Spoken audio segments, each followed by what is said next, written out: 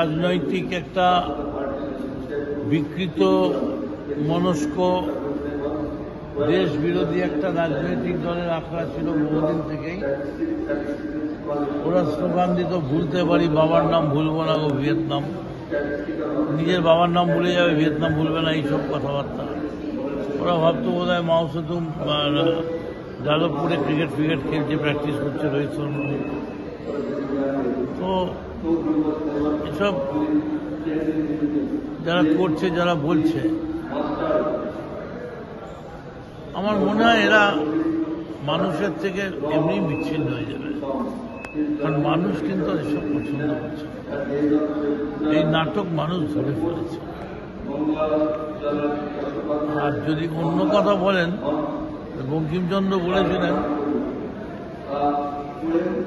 বাক্যবল অপেক্ষা বাহুবল সর্বাঙ্গ